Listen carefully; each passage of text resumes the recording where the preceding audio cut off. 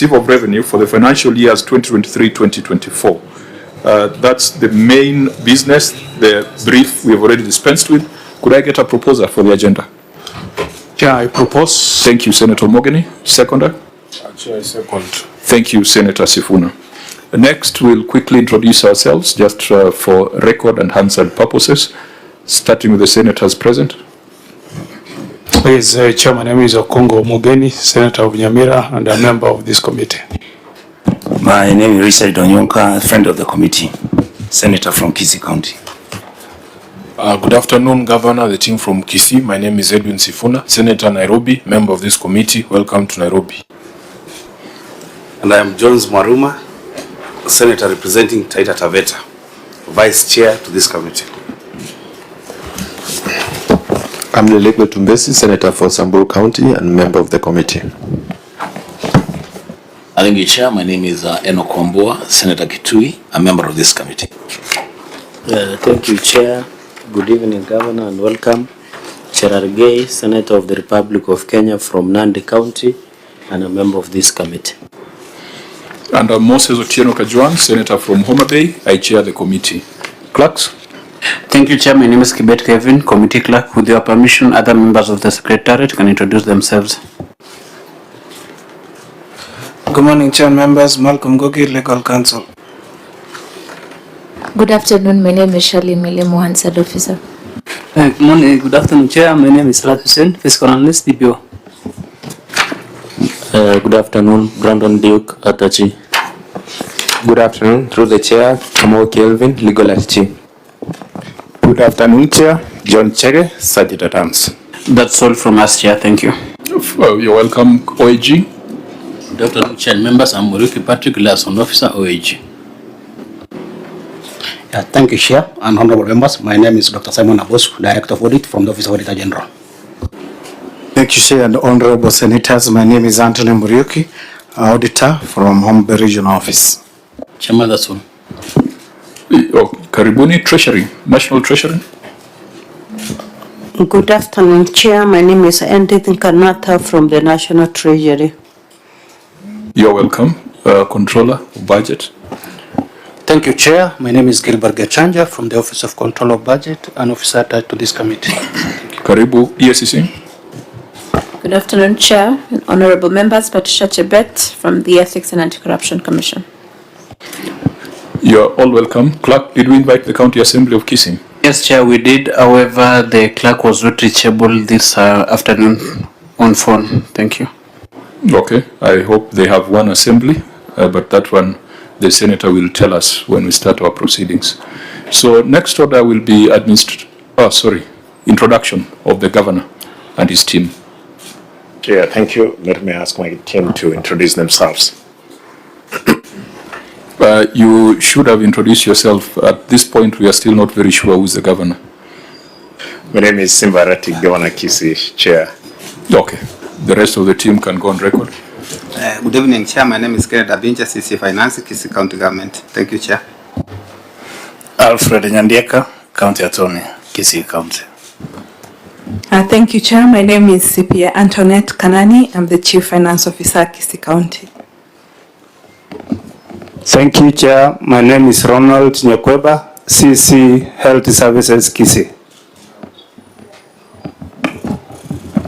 Chair, I'm Ivan Skiage from Reporting Unit. Good evening, Chair. My name is Kiwes Ruben Nyakundi, Public Works, Kisii. That is it for your delegation? Fine. Next order, administration of oath and tabling of documents.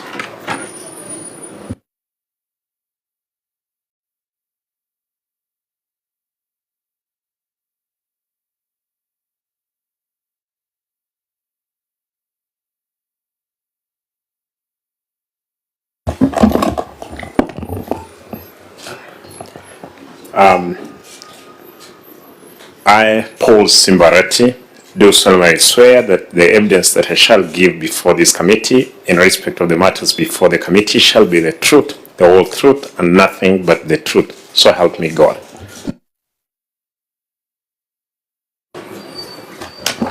Table your written responses.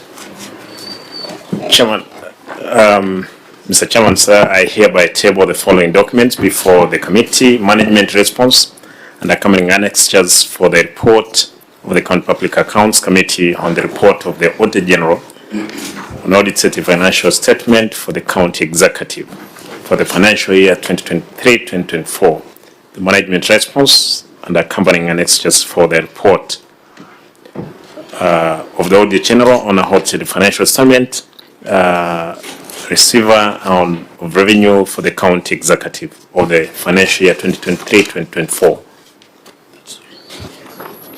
Auditor General, have you reviewed the responses and are you ready to guide us?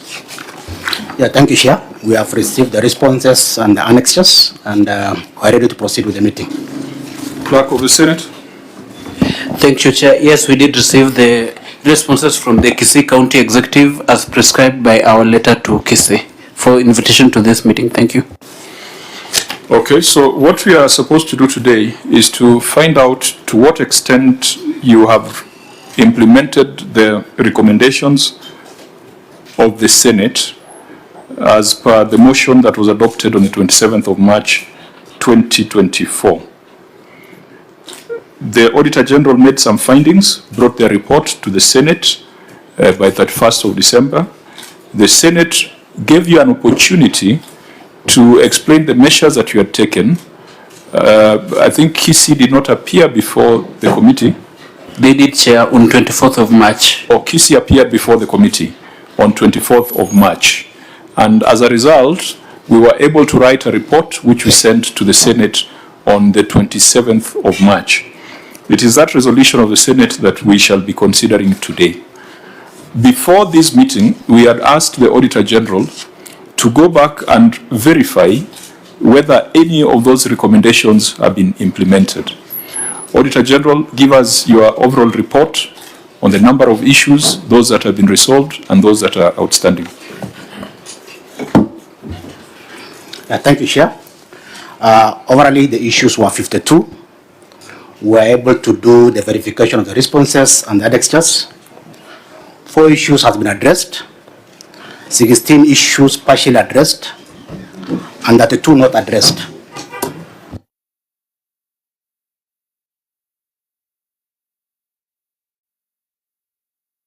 My apologies, OAG. Just restate that.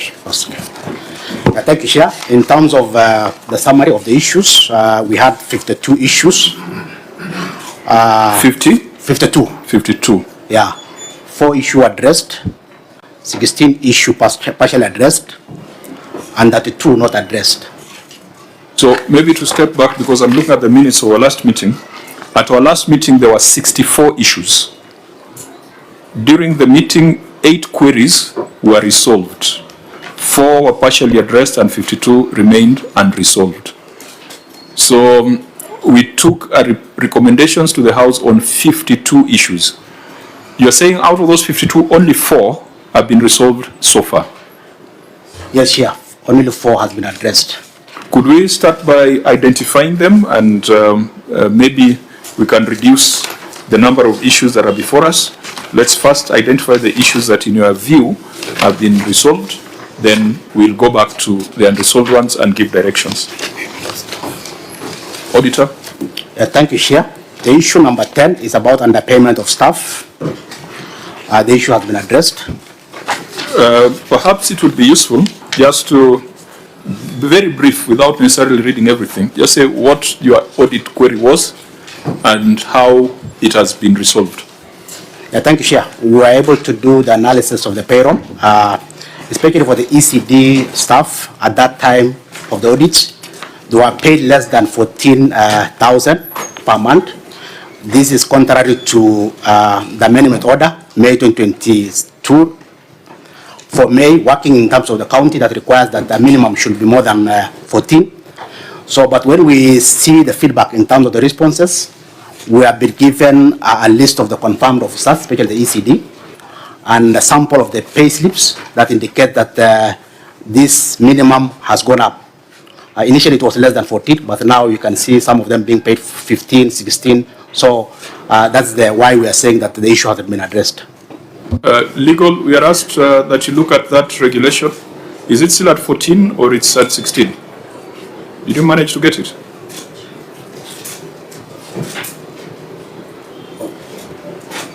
As he retrieves that, Senator Onyonka, you had an intervention?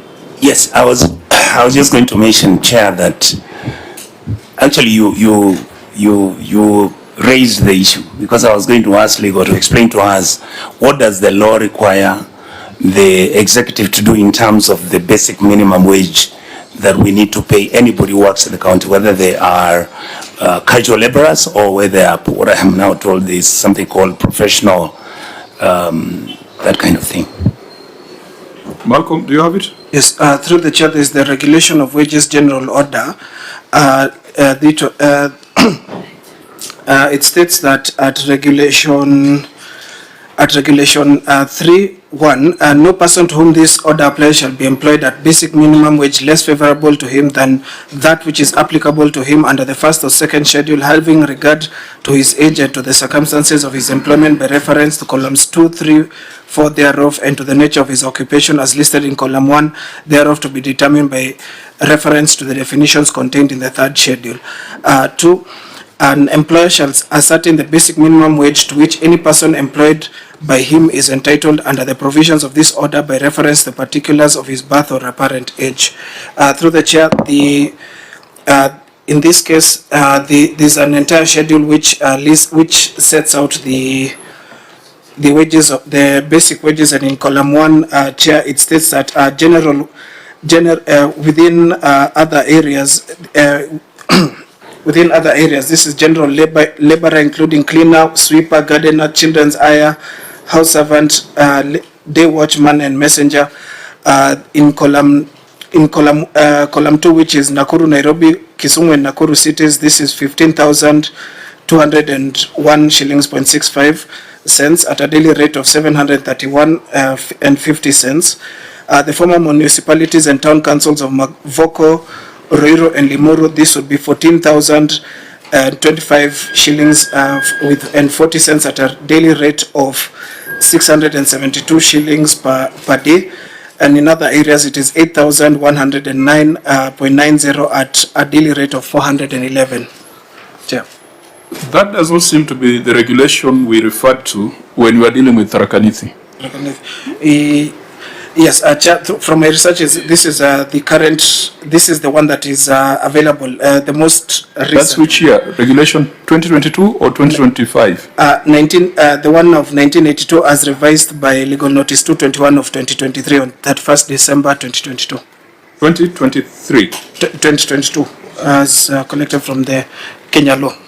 Okay, I think that's for us to establish. But I recall this matter very vividly. Remember when Tharaka were paying some people 6,000 and 9,000, and we read the regulation, and we established that we were below the minimum wage. In fact, but what you have read indicates that counties like Tharaka can pay up to 8,000. This one would depend with column 3 and 4, the definition of whether Kisii was a former municipality. If so, then the minimum wage would be 14,000. And for other areas would be 8,109. Fine. Auditor General says that they have seen evidence that these people below minimum wage have been regularized, and these are, Governor, these are ECD teachers. So the lowest paid ECD teacher in Kisii earns? Chair, the lowest is 25,000. 25,000? Yes. So you didn't put them at the 14,000? No, when I came in, I found that these people, they were being paid 12,000. Therefore, against what they were there for that time, it was prorated.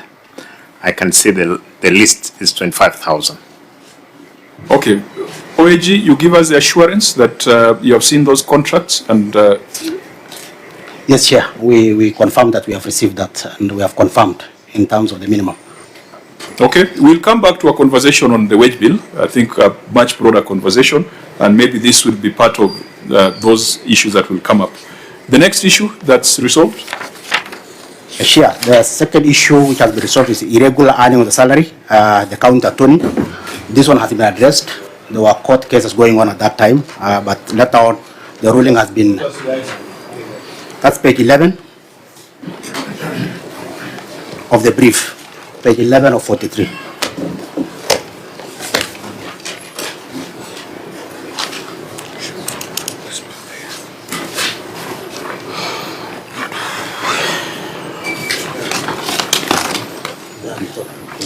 Yeah, this matter was deliberated on extensively at our last meeting, and I think that there was just some documentation, some evidence that was missing.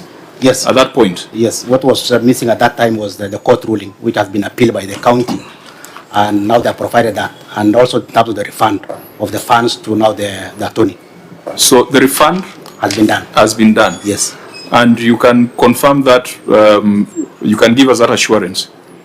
Yes, Chair, the evidence has been there and judgment of the court has been provided, and also refund of the RTGS has been done as an evidence. Okay, I remember we spent a lot of time on this at our last meeting, so we'll mark that as resolved. What's the next matter?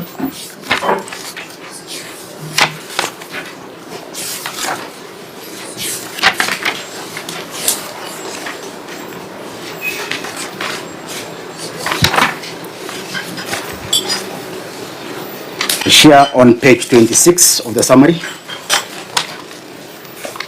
Issue number 30 is about house renovation at the Lower Milimani Estate. This has also been addressed. We are able to see the letter of the tenancy agreement and the completion certificates. That's issue number 30. Yes. Implementation of a project or House renovation at Lower Milimani Estate. why is your numbering different from mine? That's 29. House renovation at Lower Milimani Estate. Page 26, page 26 of the summary. Which document is this? That's isn't it this?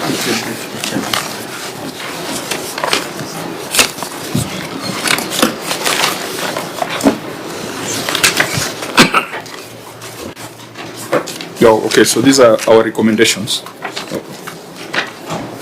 Fine. House renovation at Lower Milimani Estate. Letter of offer, completion certificates, inspection and acceptance certificates. You have reviewed those ones? Yes, yeah, that has been provided and we have reviewed. But there is an element, and this we must deal with, Governor. What was our recommendation in that column? Clerk, what was our recommendation? Because it was not just provision of documents. There was a recommendation to deal with non-provision of documents.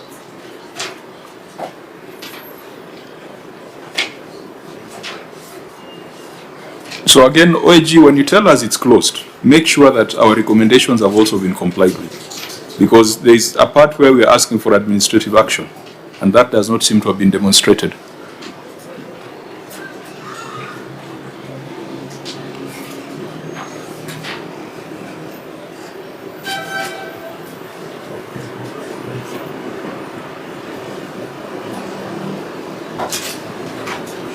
Thank you, Chair. The first recommendation was that the Office of the County Governor undertakes administrative actions against the officers who failed to provide the documents to the auditors in accordance with Section 156 of the PFM Act, and they provide a status update to the committee within 60 days from adoption of the report.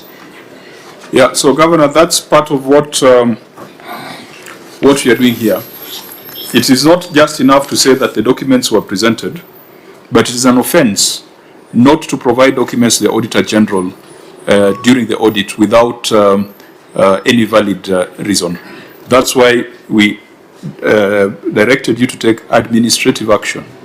Administrative action could be a warning, could be a reprimand, could be a redeployment, or could be sacking.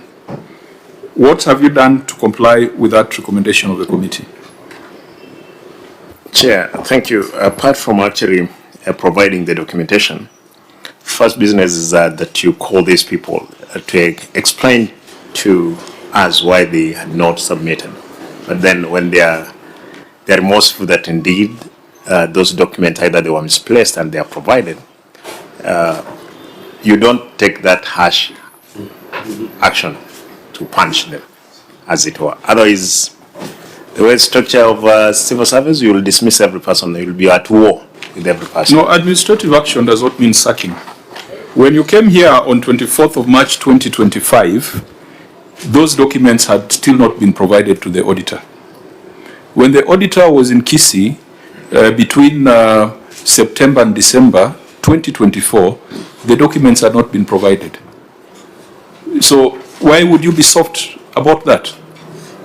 This process has timelines, which you are the governor who brought that matter very clearly before this committee, that the timelines must be respected. You remember the conversation we had. Why should we then be laissez-faire on members of staff who are not complying with the timelines?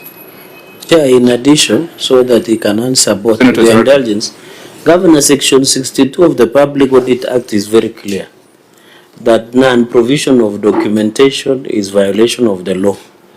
So if you say you cannot be harsh or punished under administrative action, it is very unfair to the audit process, because the law in itself cascades from maybe transfer, administrative action, or even a possibility of a litigation. But on this instance, there is a clear violation of the law, and the only way to cure the law is to ensure there is a legal redress to that aspect. So our question is on these officers on non-provision of documentation.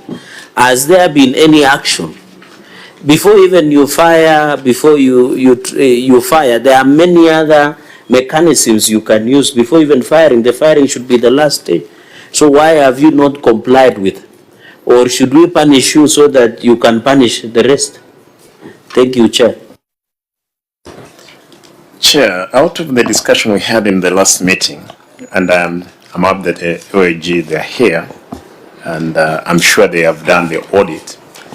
Out of the reprimand that we had pulled before these people, they must have provided documentation, even for the going forward. But again, I'm not very sure. There must have a number of those transfers we're talking about that could be there, but I'm not sure. But the only thing I'm sure, after I read the riot gear, for sure, I'm sure that going forward, documentation has been provided on time to the auditors. Chair, on a point of order, what do you mean, Governor? You read a riot act to your officers or to the AAG? And is your county secretary here? Why is he not here, Chair? And it is through the correspondence between you, between your office, the official is the county secretary. And I thought, Governor, in any instance as the governor of Kisii, and you know you are my good friend, that everything should be written. Because if you said you read a riot act, maybe when you are walking out, you just read a riot act and then you leave it there. We need the action. Was after county secretary, was it written down so that it is implementable, so that they can refer to a particular circular, Chair? If you can give us that comfort, then we can move to the next action. Thank you, Chair. Senator Wambo. Thank you, Chair. The only, I think the frustration that we find ourselves in is that there is a recommendation by the committee that the governor should undertake administrative action. Now, the only thing that this committee is asking for is just evidence of that action. That, yes, it is okay to reprimand, but then after reprimanding, there must be some evidence to show that action was taken against the officers. Why? Because these people failed to provide documents against the law. But when they are pushed a bit, the documents somehow appear. I mean, to me, that would even look like sabotage. And if they realize that the only thing that the governor can do is just tell us, you guys, you did a bad thing, but it's okay, you have provided the documents, then it gets even worse. So what evidence is there that there was a reprimand, and if it is not there, then just say it is not there, Chair. So we don't belabor this point. And you know, Chair, apologies are parliamentary word. You can just apologize, then we move on to other issues. Because the manner in which we respond to this will guide how we deal with the other issues. Remember, I said at the beginning that today we are dealing with the recommendations of the committee following the report that we tabled on 27th of March. So we must go back to that recommendation and ask ourselves that, did you do what the House resolved that you should do? In this case, the House resolved that you should take administrative action. Now, you should tell us whether that action was taken, but if action is taken in an executive role, it must be in writing. Yeah, I'm sure that the action must have been taken. That's why AOG is saying that he... Order, Chair. Point of order. The OAG is only responding to the availability of documents. Right. The Senate is concerned about non-availability of the documents during the audit. When they become available after the audit, they could be cooked. And that would be another offense. And in addition, Chair, if you say they might have, Governor, you are the governor of Kisii, you are the chief executive officer. When some critical decisions like administrative action are taken, you should be aware, unlike the presidency, the executive powers rest with the governor.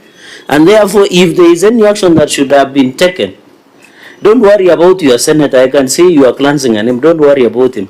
The issue I'm talking about is whether executive and governor, if you have written, just even if you didn't file then, if you have it with the officers, they can just give us, we give you, you have been a seasoned parliamentarian, you table, then we go and review and come back to you. If it was not done, then you can apologize, we move to other issues, Governor. Chair, for that document, I'll ask that we may provide it as and when available. Given there must have been, I want to say that they could have not acted out of just word of mouth. Therefore, Chairman, I want to say that I apologize. Sorry for this, but again, undertake that I will provide that document when it's available. Look, Governor, we have dealt with a number of counties on this. There are counties that have come here with letters indicating designation of officers. There are counties that have come here with letters indicating warnings and reprimands. There are counties that have come here with a circular to all staff to take seriously the audit process. We cannot take it that it is somewhere and you will find it, because again it will be manufactured just to satisfy this query. I think we take great exception to that. Going forward, let's make sure that we are reading the recommendation of the committee and dealing with what the committee has recommended over and above what the Auditor General has brought up. You brought to the attention of this committee the need to pay fidelity to Article 229. If you expect us to be faithful to that article, you must also be faithful to that article. That article requires Parliament to put in its recommendations, and once it is adopted, it requires you to respond to the recommendations of Parliament. Agreed, Chair. Chair, let me just add something small on that. Two things. One, I remember, Governor, that the directive or the recommendation by the committee is to the governor to take administrative action. And so it cannot be that document will be available if we get it. If it's not there, it's not there. Chair, there's something you said the other day. That administrative action, because we are here to learn, all of us are learning, that administrative action could actually even mean refresher training for your people, that they must understand the importance of providing documents when those documents are needed. That's also administrative action. Thank you, Chair. Chair, maybe in addition, Governor, who signed off this? Are the people who signed off your financial statements? Governor, is the chair of audit committee here with us? And who signed off these financial statements? Are they here with us? The people who signed off the financial statement of this. The names are, sorry for Vincent Okioma Nyangwara. Why? He's the chief of staff. Is he still chief of staff finance? Just on record, kindly, Governor. You're not on record. He is. He is. Why is he not with us?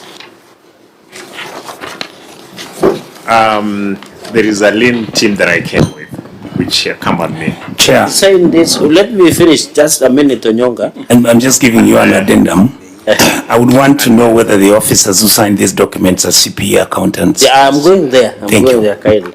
So, Vincent Okioma Nyang'wara is not here. He's a chief of staff.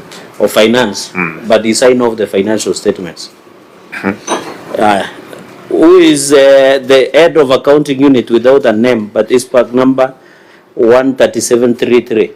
What is his name? Is not here too. What is his name? It's not on. John Nyandanyi. John Nyandanyi. Chair, I thought we made a ruling in the morning that if none of the signatories of financial statements are not here with us, how do we proceed? This is very unique.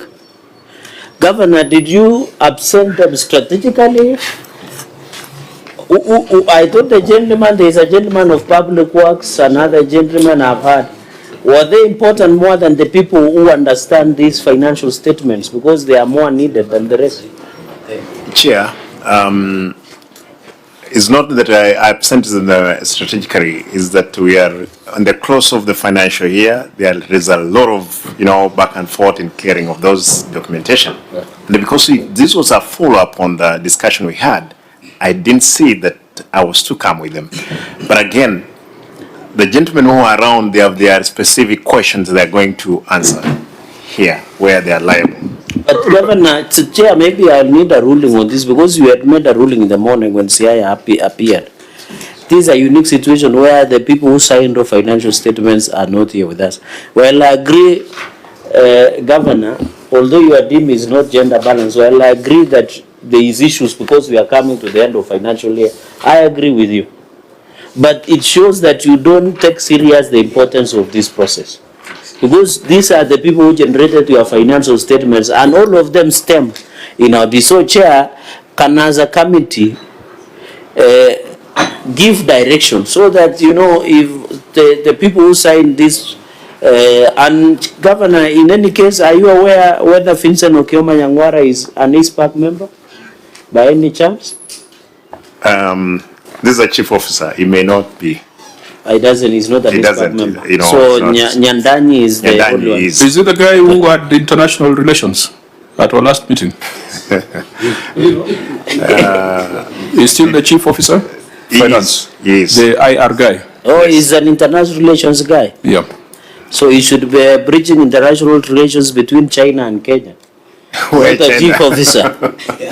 Or the British chair. Well, those relations are international unless you want to read more than what is apparent. Members, let's make progress. And you rule, Chair, we said that the clerks of Parliament, in our invitation, will make it explicit that part of the delegation accompanying the CEO should be the signatories to the financial statements, the chair of the county audit committee, as well as the secretary of the audit committee. And the secretary of the audit committee is the internal auditor, beside the chair of the public accounts committee. We want to have the right people in the room so that we can have a comprehensive conversation. So members, let's take note that whereas the OAG says that the documents have been provided, the county has not demonstrated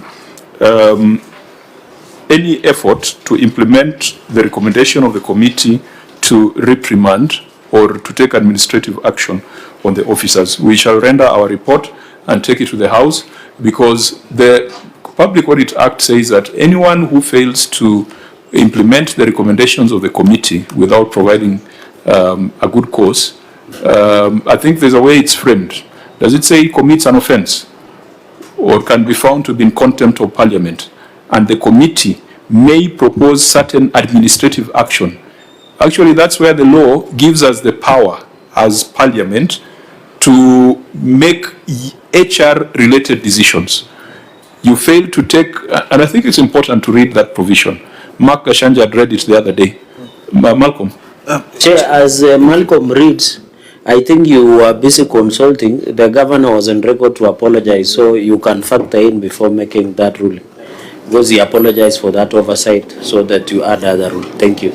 Okay. Yes, proceed. Read that provision. The chair will read implementation, section 53 of the Public Audit Act, implementation of reports by an accounting officer.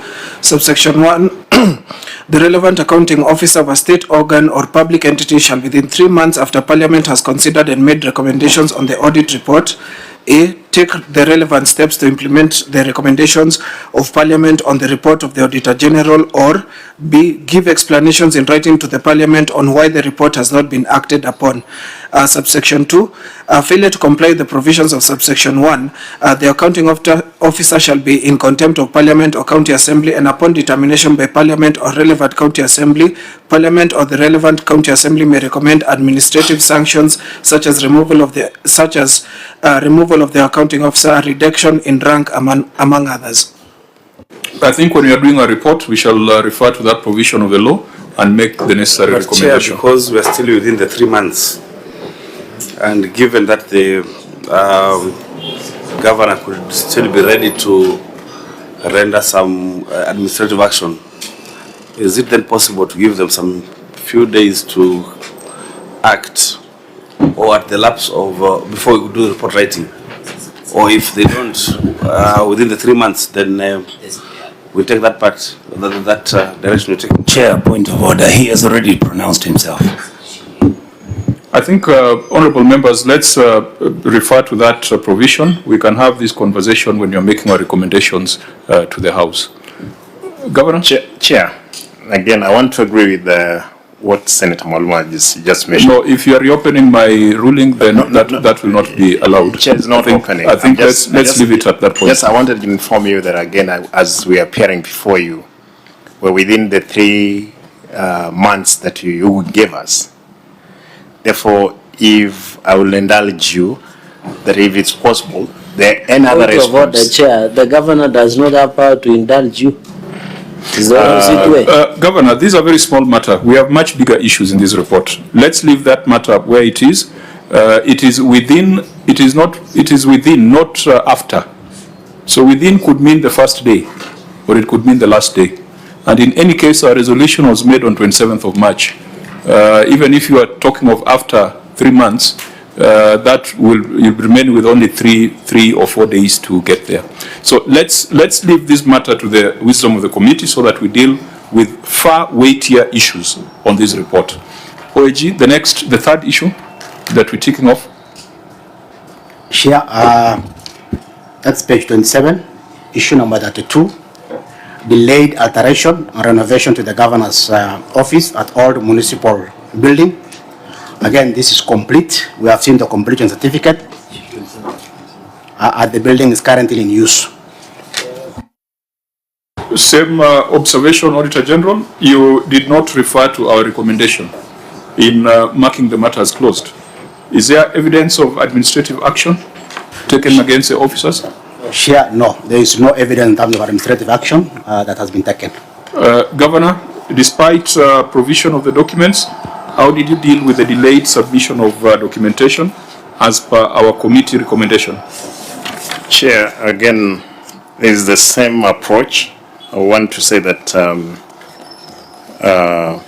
again, I will apologize on the point of not providing documentation showing that there was an action, administrative action taken to my people. But I want to say they are there. So, OAG, the work is complete. At least as far as effectiveness is concerned, we can tick. Yes, Chair. So, the work is complete. And so the issue could just be the lawfulness aspect. The delay part of it, that's what the audit has really raised. Is the project has been delayed.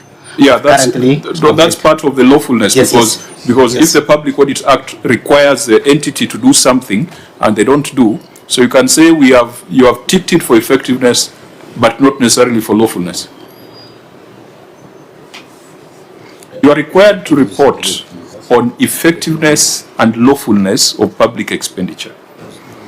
Delayed alteration and renovation could point to both. But now you are telling us it is complete. So it is effective. There is value for money. Yes. But lawfulness there is some breach of the law somewhere because the documentation was not provided when required as per the Public Audit Act. Are we on the same page, Dr.? Yes, yes. Fine. So we shall also deal with this as we had recommended on the other one, perhaps refer to Section 51 of the Public Audit Act and maybe find the accounting officers to be in breach and contempt of Parliament. Next, resolved issue. Chair, I think those are the 4 issues that has been resolved. So those are 4. Yeah. So when you made your report on 31st of December, there were 64 issues. When the county appeared before us on when we sent our report to the House on 27th of March, we had 52 issues. And today, on 23rd of June, we have 48 issues outstanding. It means how many have been resolved so far? 16. We have 16 issues resolved from the initial 64 in the audit certificate to the 48 remaining here. OAG, is that the case? Correct, Chair. That's the position. So the question is, how do we deal with these 48 issues? Do we conduct an audit here? Or we direct the Auditor General to subject them to comprehensive scrutiny in the next audit cycle? Now, in terms of best practice corporate governance, that's what usually happens, that when the entity is unable to explain something, either the committee pronounces itself and puts in place sanctions, or it allows the auditor to report on them in the next audit cycle as prior year issues. We have had a lengthy discussion as a committee, and we have generally resolved that most of these unresolved issues should form part of the next audit cycle. However, there are certain issues that are so significant that we must pay attention to them, even if they are still going to be referred to the next audit cycle. And I think the elephant in the room is a wage bill. So, Auditor General, let's go to your finding on the wage bill, and then let's see how the county has responded and what measures are being taken to deal with that. Small request, Chair. Yes, Senator. If you go to the report on the Senate County Public Accounts Committee on their report, the basis that gave the qualified opinion, I would really wish to you that we follow this structure, because you have each and every item which has been raised, and those which have been answered, I think you've talked about them. Those you are not, we then run through them. If there is no explanation and all that, then we make the recommendations. In other words, I feel like we are scattering too much all over the place, and yet we have a report here which has been given by the Auditor General on each and every item. I'd rather we go through each and every item according to your recommendations, in terms of the ones which are critical, but the ones which you're feeling that the issues can be discussed later after he has done an extra audit, then I would recommend that we look at it that way. I don't know what you feel about it. I understand where the senator is coming from, but this particular year we did things a bit differently, because traditionally what you have suggested is what we have always done, because it's the first time we are getting the responses of the county on the issues raised by the Auditor General. Now this year, and I'd explained it earlier, that whatever we did this year does not seem to deliver value. We must change the system in the next year. This year we allowed self-reporting by the entities. We allowed them to send written responses. Then we analyzed the written responses and made recommendations. And then the House agreed with our recommendations. Today, we want to find out whether our recommendations were implemented. Already, the Auditor General has done an assessment. So, for example, on unexplained voided transactions, the OAG has told us it has not been addressed. Chair, so, I'm with you. So now you are okay. Yes. Now I'm where you are. So in the past, we would go to the issue and open it up and go to the supporting schedules and perhaps do an audit. we realized that it was not the best use of this committee. So I just want to persuade you that whatever we have here has already been processed and taken to the House. And the auditor has done a verification. If the auditor says it is not addressed, I do not think that there is any convincing that the governor can do to tell us that it is addressed. So the remaining 48 issues remain unresolved and to be carried in the subsequent audit. But there is an issue which recurs, I think it's in 4, 5, 6, 7 different paragraphs. Compensation of employees, irregular recruitment, wage bill and lack of fiscal responsibility. I think we owe the people of Kisii an explanation as to why your wage bill is at 68%. The rest of the transactional issues, interest, lack of documents, unsupported expenditure, if the auditor says it is unsupported, it is unsupported. There's nothing we can do about it. And when we are writing our report, we will just make recommendations for investigations and prosecution. And for Senator the Maruma. comfort of the senator, if an issue is not addressed, then in the next audit report, it would appear well enumerated to the end, so it will not get lost. I am actually agreeing with you. In other words, I had not got, when we had the pre-meeting, chairman said that whatever that has already been concluded, we leave it alone. So my suggestion is proceed, sir. Correct. I am comfortable. And just to buttress this, I know we have been in this committee. In the past, the auditor used to have just one paragraph saying prior year issues. We have agreed with the auditor that all these 48 must appear in the next audit report. In fact, we'll have a very long audit report because it will have prior year issues outstanding plus the issues that are recurring in the subsequent year. Members, are we on the same page? Governor, are we aligned, or you want us to go the route of counting cents and coins? I think we're in agreement, Chairman. Fine. So why don't we look at the issue of wage bill, that finding, because it's going to bring together a number of other related issues. Auditor General, what was your observation on wage bill? Yeah, thank you, Chair.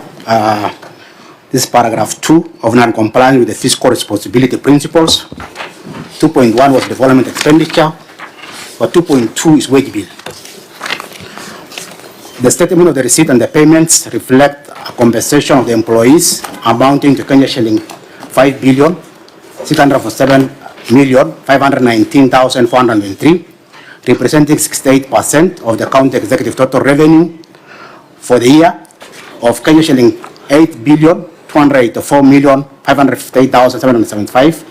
This was contrary to Regulation 25(1) and A of the Public Finance Management County Government Regulation 2015, which provide that the county government expenditures on the wage bill and the benefits shall not exceed that 5% of the county government's total revenue. In the circumstances, the management was in breach of the law. Clerk of the Senate, what was our recommendation?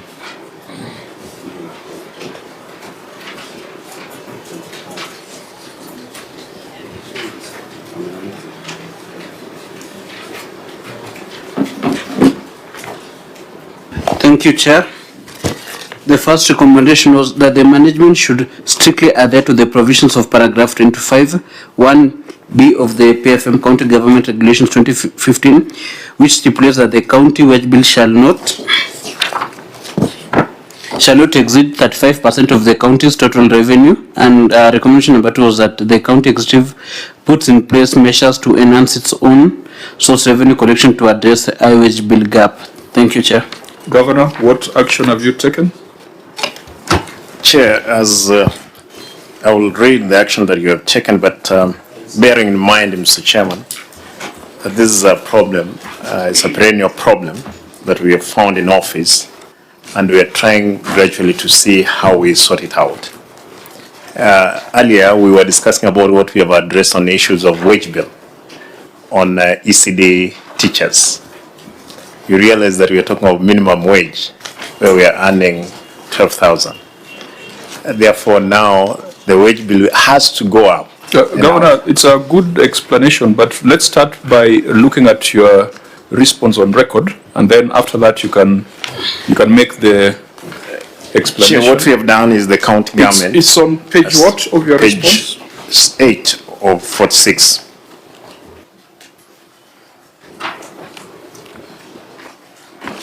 Okay, members, I hope you're there. You may proceed. Chairman, the county government to put measures to curb the increase of wage bill. The county government aimed to increase its own source revenue and diversify revenue inflows, including funds from alcohol fund, facility improvement fund in the forward budget. This was not there before. We were not declaring that money. But now, going forward, we have factored in the forward budget, Mr. Chairman. So, Governor, you have recited what we recommended. What we needed was your action, your demonstrable action. And this is not a matter that is new to us, because we have previously invited you to discuss the issue of employees. You are on public record. We take judicial notice that you made some very dramatic, you took some very dramatic action upon assumption of office on this matter. And I think many people thought that it was the right thing to do. Now the question is whether it is delivering the right results. So we would have expected that we'll get more of what have you done. You told us about a task force. You told us about frustrations with the Public Service Board. At our last meeting here, you didn't have a substantive chair and a secretary to the County Public Service Board. You know, specific, measurable, realistic and time-bound action. What you are put here, or what your officers are put here, is a political statement. Chair, it could not be a political because we have already factored in, especially the FIF fund into forward budget, which was not the case, Mr. Chairman. We have brought in the level 5 hospital, which was not being, which was not there before. We have brought it into the forward budget again. Chair, the question of the chairman, the secretary of the board, we have them in place, actually they're in the office. But Mr. Chairman, out of the audits, yes, which we pronounce ourselves, I want to indicate clearly, a number of people who, were moved from the payroll. But that one doesn't mean that that figure was to come down, because again, what happened is that we enhanced improvement of the salaries of the ECD teachers, who are totalizing to 900 of them. There may be no much significant figures that you'll be able to see there, but we have been able to, because we have curbed issues of employment, as it were.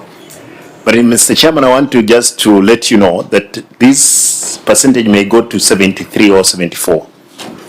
Now, you can't sit in the Senate and tell us that all the money we are fighting for, because you know the fight we are putting up.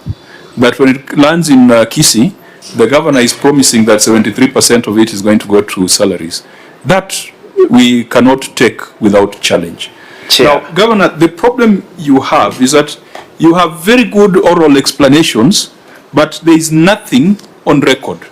Later on, when you're writing our report, it is this brief statement that we'll be referring to. Why can't you put those measures in writing to guide the Senate? You have said the county government to put in measures to curb the increase of wage bill. What are the measures? Can they be listed? Can they be proven? When you explain, you tell them, but on paper, there is nothing. I hope you're understanding my frustration, that your explanation is different from what's on paper.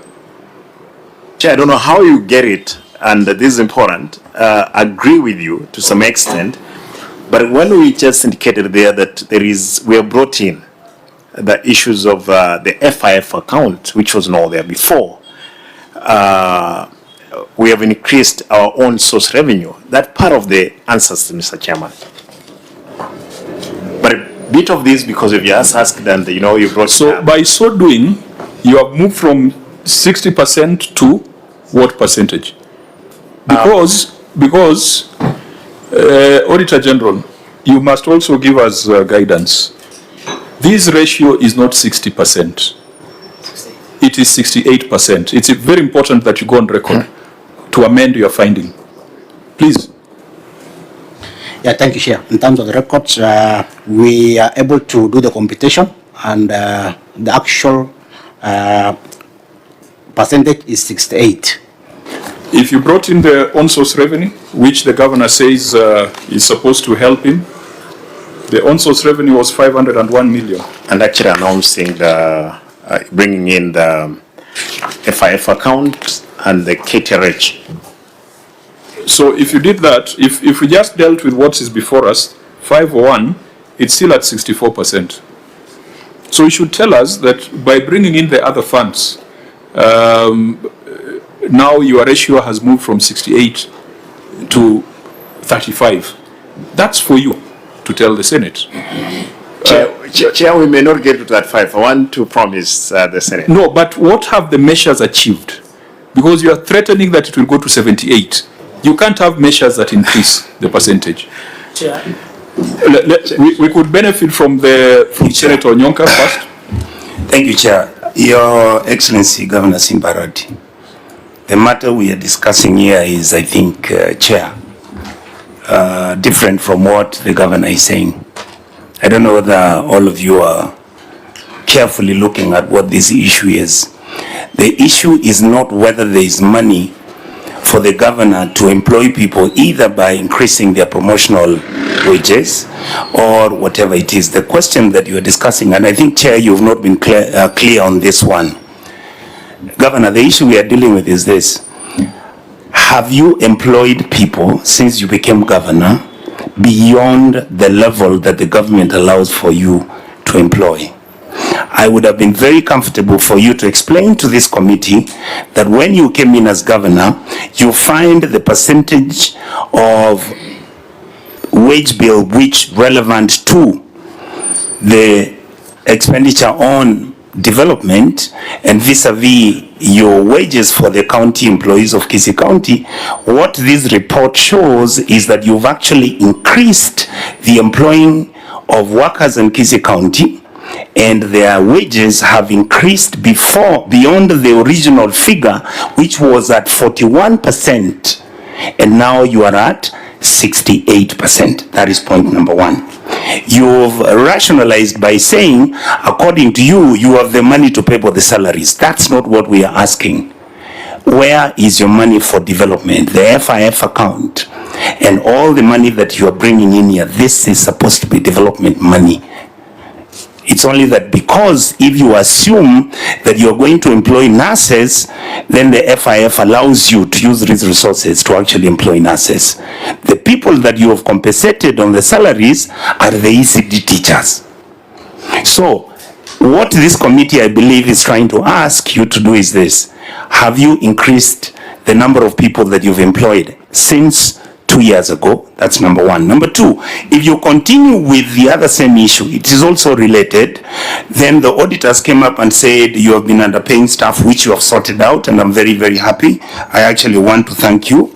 But then as you continue, you then reach a stage where, Chair, on page 11 of 43, you are irregularly employing people within the county government, and this could have been either your public service board or your officers. The question then anybody would ask is this: is this the case? And how many people have you employed? And when did you employ them? And what are they earning? That is what I would want you to explain to this committee. Thank you, Chair. Okay. Take note of the questions. Chair. Senator Chirarge, then Senator Wambua. Governor, note that what we are querying here is an affront to the law. The law says you should not go beyond 35%, but you are in 68%. So our concern is the cure of the law is the legal redress. What have you taken steps that will not violate this law? Number two, Governor, Nairobi, which receives the most share, And I'm happy you have been a member of parliament of Dagoretti North. And of course you are familiar with Nairobi. Their wage bill is at 56%. What justification would you give that Kisii, which receives more lower revenue, is being turned to Employment Bureau through 68%? Number 3, Governor, the last time you appeared, you said the secretary to the County Public Service Board of Kisii and chairman of Kisii County Public Service Board were not in office. Who participated in putting in place this number of workers? And finally, Governor, we saw you dramatically parading what you termed then as ghost workers, and you went ahead and showed that they were drivers, but they were no vehicles. What became of that process? Do you have a report that was done by your executive or an audit to show whether there was an affront? Because then it was 41%, but now we are discussing at 68%. So was there any report that human resource audit was either done by your office or the county public service? What became of it? Let me just simple. What became of it after in Kisii Stadium you put everybody, you were telling the country there is a car but it has 4 or 3 drivers? What became of it? And finally, since you became the governor, and I was among the people we used to take lunch at Bunge restaurant and we used to pray for you daily, how many people have you employed as a governor, Simba Arati? Leave alone, I have heard you when you're answering, you're saying it was there. Leave alone the issue of the former governor Ongwae. How many people have you hired outside your personal staff? I know the law allows you to get a PA, to get advisors, to get CEC, because those ones don't have, they expire with the governor. So how many? And in this, so that I don't need to come back, the 5th question, in this through the chair, how many are casuals and how many are being transited to PNP? Marking you governor, you know there is a sticky issue of universal health coverage. So I want to thank you for being honest, because if you observed the UHC workers, then you will reach 78%, as you have said. So thank you for being honest with that. But how many are casuals and how many are being transited to PNP, and whether all of them are paid either through payment voucher or IPPD? I submit here and I thank you. Thank you. You have asked all the questions, but Senator Wambua still has one. I don't know what to ask now, Chair, but I need a question. No, it's okay, no problem. So, there are 2 issues here. Let me first go on. The governor is consulting, so I need, okay, that's fine. So let me go on record from you, Governor, that is actually true that when you came in, you found 41%. And then you pushed it to 68%. I'll tell you this. During our briefing, everybody here, including myself, was shocked that actually you could have a county that spends 68% of its revenue paying salaries. Secondly, if you're already coming in at 41%, frankly speaking, you have to be within the law. That just tells you one thing. You cannot even employ one person. You should be looking for ways of either increasing your revenue base or reducing the number of staff.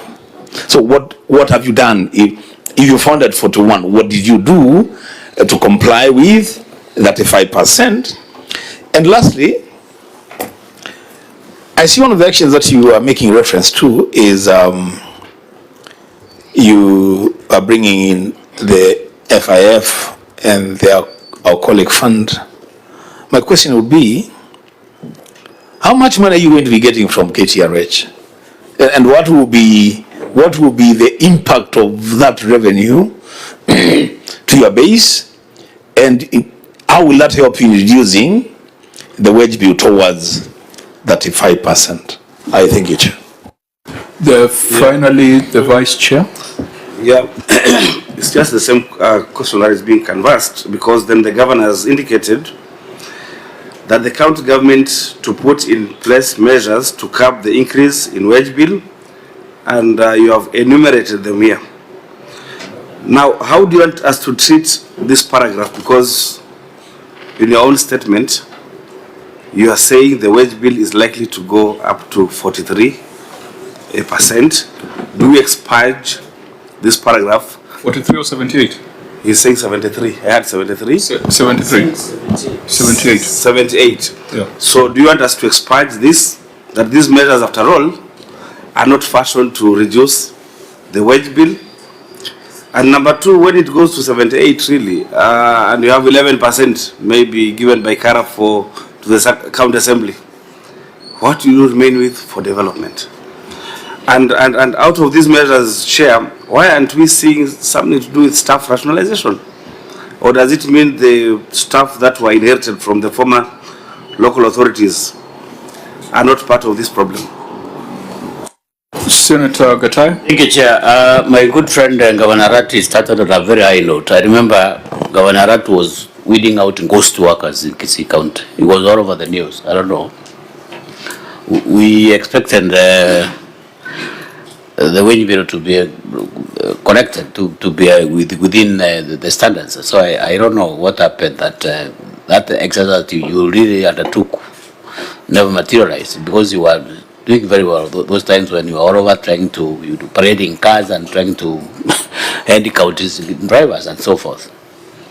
So was that an exercise in futility, or was it something that was supposed to be reasonable?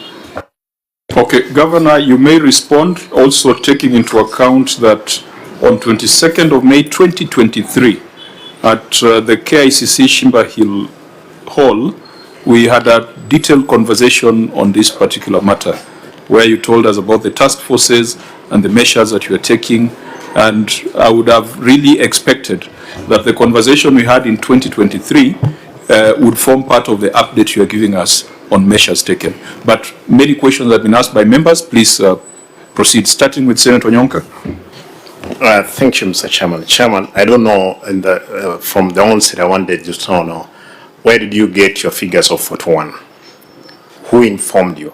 That must have questioned the pre-meeting.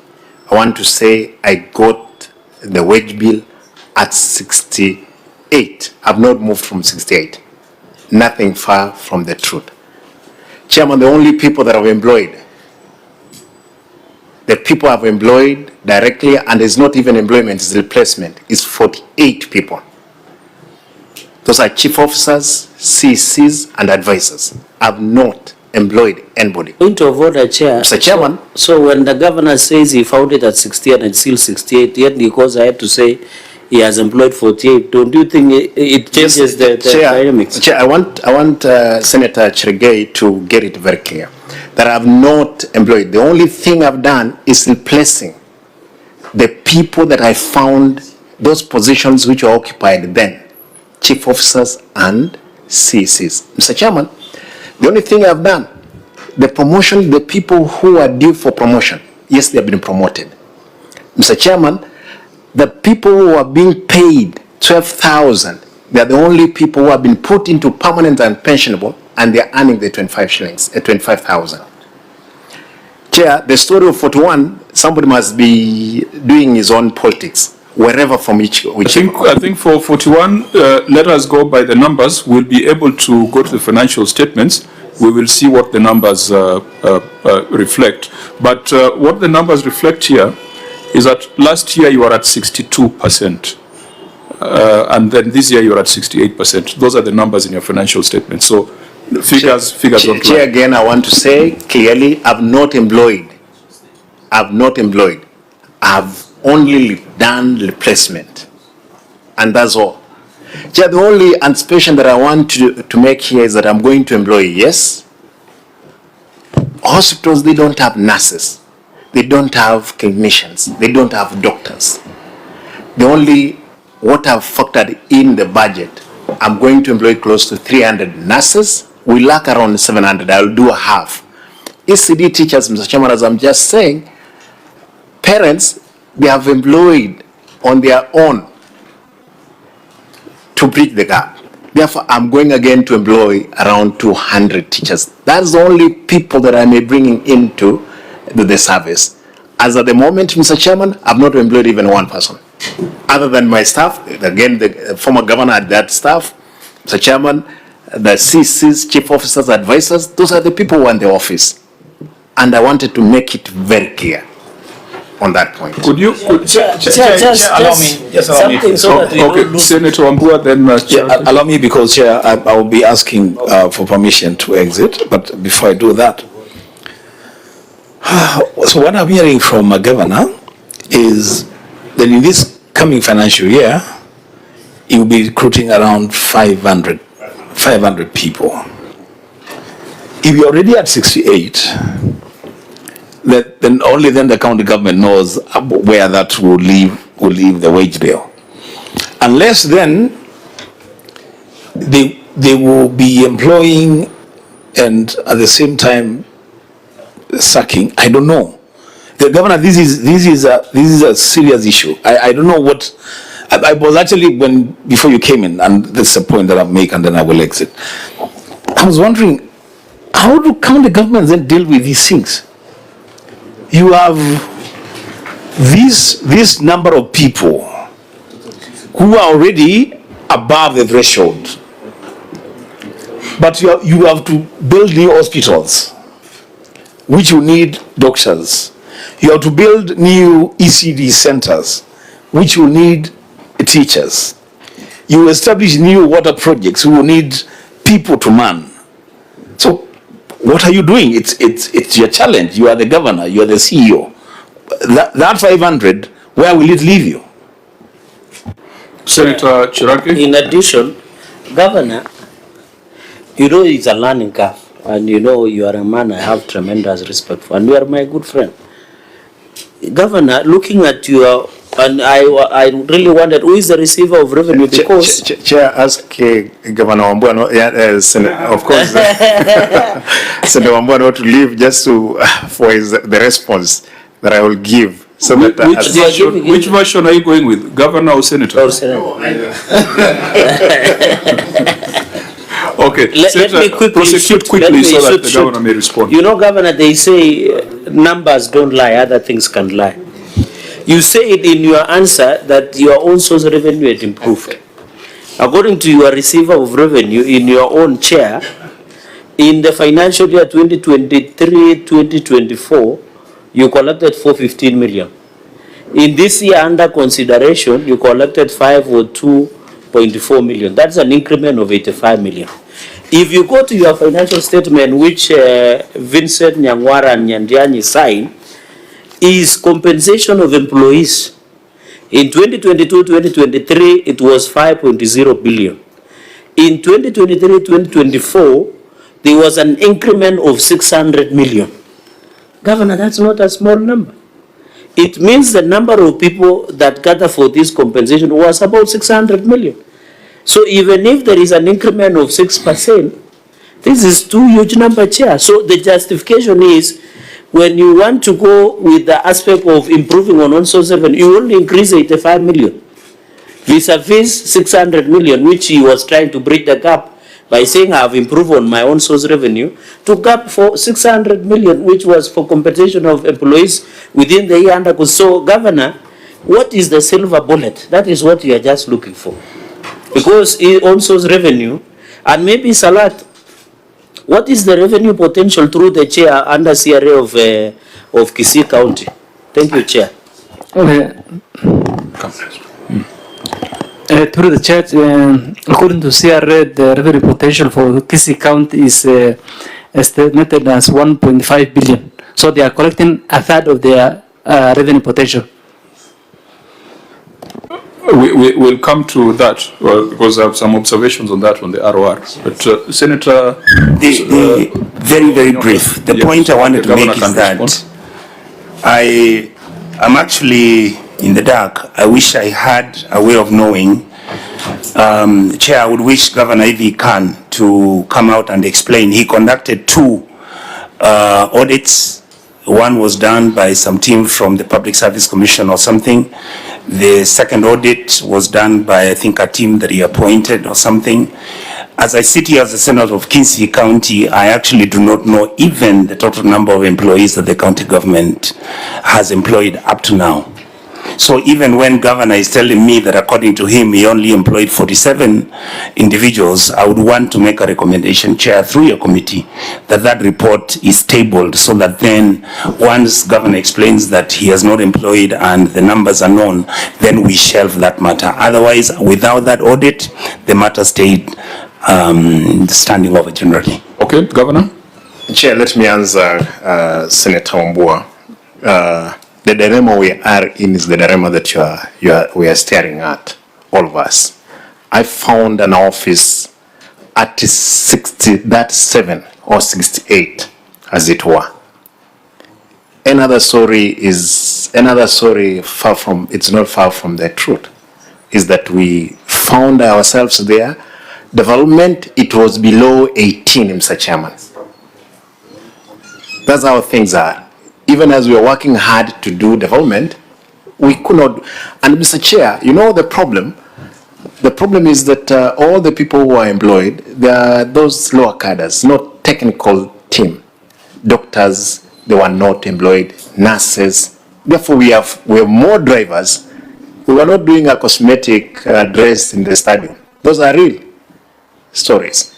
We went ahead, Mr. Chairman, we did the audit on certificates, fixed certificates. A number of people have gone home. Today we were at IPEC. I thank that the Deputy President said they followed what Kisii did on verification of pending bills and on certificates. Chairman, is a tall order, but we are there. We are trying to limit ourselves to the resources that we have. And I want to repeat myself on answer here. I've not employed more than 48 people directly, and not even employment, Mr. Chairman, replacing those who are holding office. The only employment I'm intending to do is for the nurses and the teachers, actually close to 500. That's how serious I am. I can't preach of the water and drink the wine as it could be. You know, Governor, we must draw the line. There are things you can do as a chief executive officer, tactical and operational decisions. It is not for the Senate to get into that. Ours is at the strategic and policy level. The law requires you to be at 35, you are at 68. Double. I mean, there is sometimes a level of tolerance. If you are at 37, I would say, this is okay, you're a work in progress. If you are at 40, we would say, fine, we believe if you grow your revenue base, it's going to change. But you are at 68, threatening to go to 78. Threatening to go to 73. Why should the Senate continue sending money to Kisii? Especially if that money is going to a black hole. We are not questioning, and perhaps I don't want to dwell on that. Of course, I'll give it a benefit of doubt. The people you hired when you got to office. But are you sure of the people you found in office are actual workers? You did an exercise, but that exercise is not yielding the results. You see, that's our frustration. You did a much publicized exercise. Has that exercise resulted in any reduction by a percentage or two of your wage bill? Chair, I want to believe with the record we have, there could have been a reduction. But that reduction again, you know, we are talking of underpaying, and we must be able to get to the minimum wage bill threshold. Governor, is your county secretary in the room? No, he's not. County secretary? He's not in. CEC, finance? Yes. CEC, finance. I mean, Chair.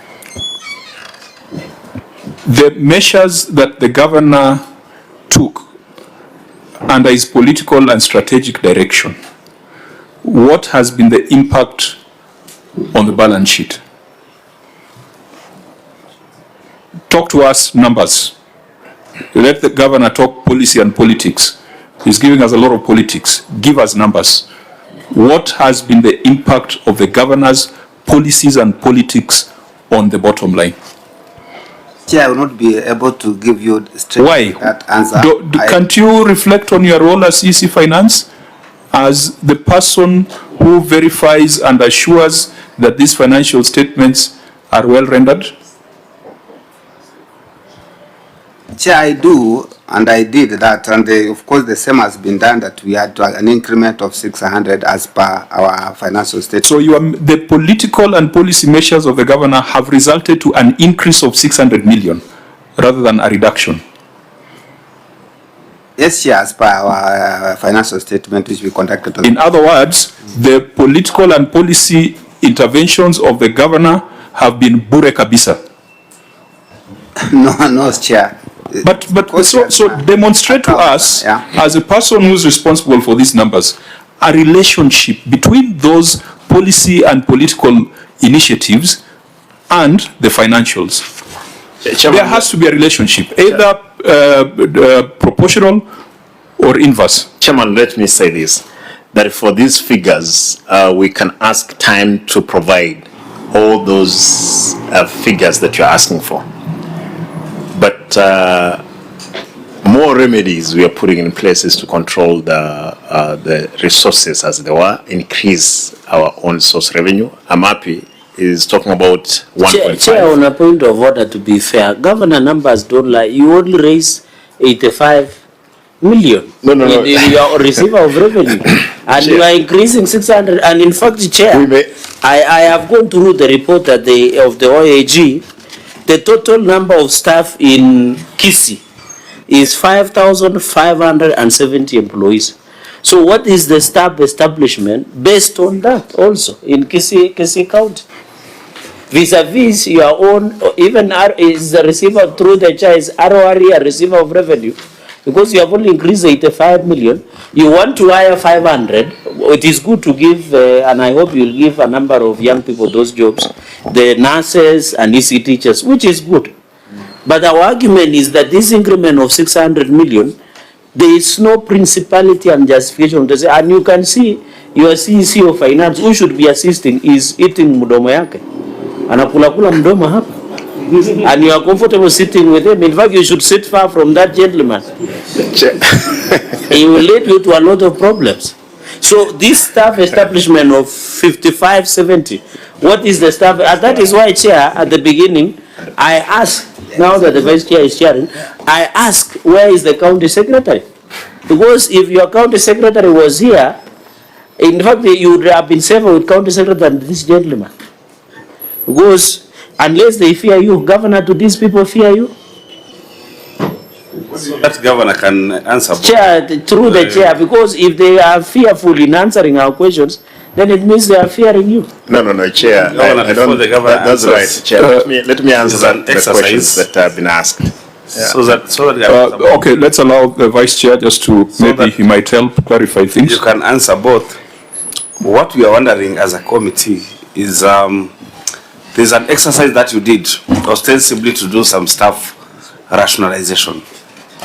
How many people or employees dropped off as a result of them being ghost workers, as a result of them not having the requisite qualifications? How many dropped off, and what was the wage implication in terms of reduction? The other thing that you did was making sure that you pay the employees as per the regulations. What was the impact on the wage? Is it the 600 million that we are seeing? We need those numbers, really, we need them. Otherwise, then when you're counting people and dropping them off, and then the wage bill is going up, the numbers don't add. Chair, and in addition, when you look at the audit report, Governor, you didn't have a staff establishment. So as you answer that on myself and Vice Chair, have you put in place approved staff establishment of that 55, 70 employees, which is consuming around 68% of equitable share revenue that we are sending. Thank you, Chair. Chair, I want to say that the staff experiment we have put it in place as we are talking at the moment. Therefore, as and when is required, we will definitely give it. Again, Mr. Chairman, on the numbers that of the people. Chair, on a point of order, this staff establishment, Governor, in our committee recommendation, you have not provided evidence of the same. Is it here with us? I'm saying it's going to be provided, Chairman, and it could not be inside So there. this bundle that is looking so beautiful and well marked, it is not here. No, there is more information inside that than Or that Governor, one. you thought senators are busy, they can't read? No. You see, there is more information there, Chairman. Senator Sergey, there is more information, more materials inside there other than that one which is missing again. But Governor, through the chair, we are discussing 68% of your revenue. This is a so serious matter that it should have been priority by even giving us through the chair evidence of staff approved establishment. Where is it, Governor, through the chair? Chair, this is, I'm happy that Senator Chergey is asking this question. This is a perennial problem that I just stated earlier. And and you said it very well. We were with you here when this crime was being committed. But Governor, it's 2 years. That's okay, and that's why I'm saying I've already done it. You will definitely get it, Mr. Chairman. My chair, could I please? Chair, Onyonga, just wait a little bit. I agree we were here together. But Governor, you have been in office for 2-3 years now, and you are still lamenting of what happened. And you know government exists in perpetuity. This is a simple exercise, establishment of approved. And Governor, it is consuming 68% of your own. This is a serious issue. And this concerns about 55, 70 of your employees. So my question is, in our recommendation, and in fact it is page 42 or 43, Chair, there was no approved staff establishment or organogram. So our concern, and that is why we wanted your county secretary to be here, because the two gentlemen seated in between you, we don't want to sacrifice you like Jesus Christ and leave Barnabas. What we are saying is very simple. This is a simple thing, Governor. Just show me and tell me, here it is, I will open, read it, and be satisfied. I will provide it. Is it there? Chairman, I think I've said that it's not in that document. I will definitely make sure we are provided to the Senate. But it has been done, so it has been done. Place. So, Chair, if we can see that staff establishment, you can give a ruling on the number of days. Okay, we can give direction, Senator Onyonka. I just wanted to say that, Chair, as I sit here as a senator of Kisii County, we don't have either an HR audit which would show, and indeed Kisii is not a unique case, but I believe that anybody sensible would have made a decision to either do biometric registration, do an audit, because as I said, there were 2 audits done and they costed quite a bit, close to 10 million. That has not been shown. There is no staff establishment provided for so that you can know whether the numbers we are talking about do exist or not. So I would like to say that, Chair, with a lot of humility, I would want us to leave the discussion of this matter until all the data and information is provided to this committee. Otherwise, we accept the position of the Auditor General, and that is that there's nothing the county government has done as an executive to rationalize or plan on what is supposed to happen for the employees of the county government. Thank you. Now, Governor, Chair, on what my senator just mentioned, that there is no HR audit. I wonder if he has been even in this committee. When I made a report, Governor, that's exactly where I'm going. That's exactly where I'm going. On 22nd of May 2023, when you appeared before this committee, to discuss similar issues, you reported to us that the county executive has procured a firm to undertake an audit of its human resource, and the exercise was ongoing. The exercise was expected to conclude in May 2023. So we were having the meeting in May, and when you appeared before us, you indicated that there was some work in progress. The conclusion and resolution of the committee was that the governor to appear before the committee in 30 days after conclusion of the ongoing audit. 30 days after the conclusion of the ongoing audit. So, did this audit take place, and has it been concluded, and are there results? The one you referred to at our last meeting. Chairman, audit was done. Concluded? Completed. And I believe, if my memory keeps me well, we must have submitted that report. Unless, if it's not there, again, I will... No, the requirement was, really, the requirement was not for you to submit it.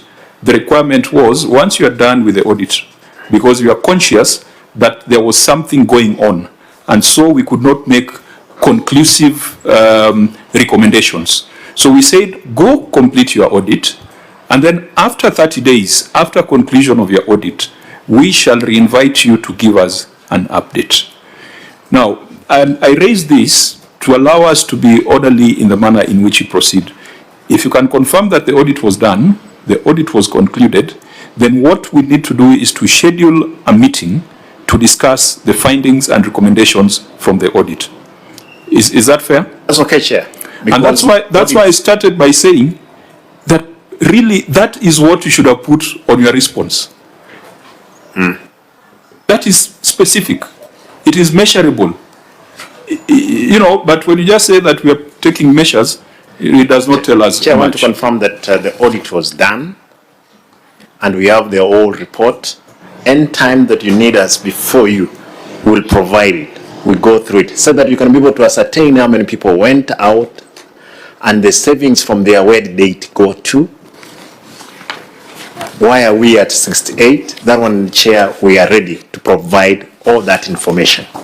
So I think we would agree then that at 68% of total expenditure, this is a matter that requires special focus, a special inquiry, and perhaps a special audit. And which firm undertook the audit, if you can recall? Was it OAG or a private sector player? No, it's government of entity, that's IHRM. IHRM. Yeah.